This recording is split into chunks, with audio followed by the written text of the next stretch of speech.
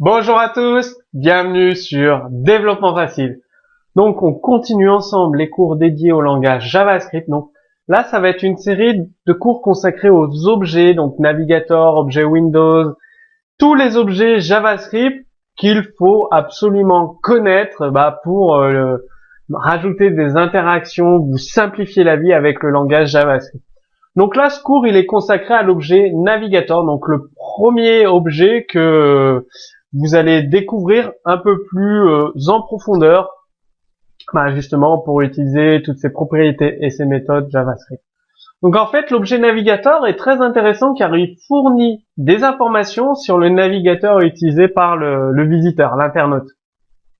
C'est-à-dire, vous allez savoir s'il utilise Firefox, Internet Explorer, Google Chrome, Safari, Lynx comme navigateur, et donc ça va permettre au site internet de s'adapter automatiquement grâce à l'utilisation du JavaScript. Donc vous avez plusieurs propriétés. App code name, ça renvoie le code du navigateur. App name, le nom du navigateur de l'internaute, toujours, je précise, de l'internaute.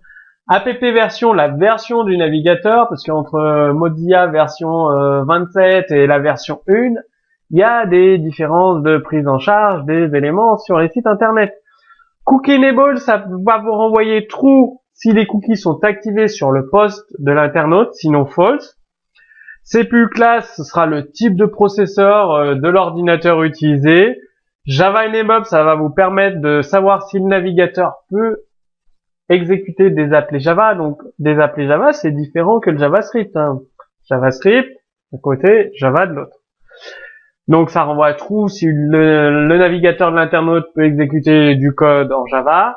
MIME-tab, ça renvoie à un tableau avec tous les types MIME supportés par le navigateur.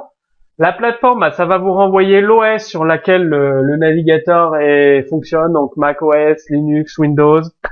Plugin, ça va vous renvoyer un tableau qui liste tous les plugins installés sur le navigateur. User agent, il est souvent utilisé, celui-là, cette propriété est souvent utilisée, ça renvoie toutes les informations concernant le navigateur de l'internaute. Et user langage, ça renvoie la langue utilisée par le navigateur, donc bien évidemment vous pouvez en déduire la langue de l'internaute. Bon, un petit exemple de code source tout simple pour afficher les informations du navigateur utilisé par l'internaute. Donc vous faites var info variable info égale à navigator.userAgent, un alerte sur info, et ça va vous afficher toutes les informations du navigateur utilisé par l'internaute. Vous avez plugin.refresh, ça va vous permettre de rafraîchir la liste des plugins installés sur le navigateur de l'internaute. Les préférences, très intéressant aussi pour afficher les préférences du navigateur. Et save préférences, ça va sauvegarder les modifications apportées aux préférences du navigateur.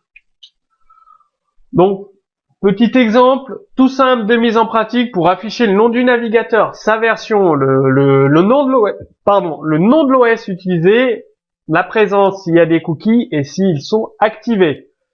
Qu'est-ce que vous faites? Vous utilisez toutes les propriétés que je vous ai listées. Navigator.appname pour le nom du navigateur.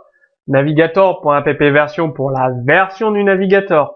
Navigator.platform pour connaître l'OS utilisé sur le navigateur. Navigator.cookieEnable pour savoir si les cookies sont activés sur le navigateur de l'internaute. Derrière, vous testez if cookie égale true, donc si les cookies sont activés, alors vous affichez. Vous utilisez le navigateur temps, version temps, comme navigateur internet sur une plateforme de type temps avec les cookies activés, et sinon, vous mettez la même phrase, sauf la fin, avec les cookies désactivés. Donc, maintenant, oui, vous pouvez lancer des scripts différents en fonction du navigateur internet de l'internaute. Grâce à cet objet navigateur, vous allez tout savoir, presque tout, sur le navigateur de l'internaute. Retrouvez un exemple de code source directement sous ce cours vidéo. Si vous avez des questions, posez-les aussi directement sous ce cours vidéo. Moi, je vous dis à très bientôt pour le prochain cours sur Développement Facile.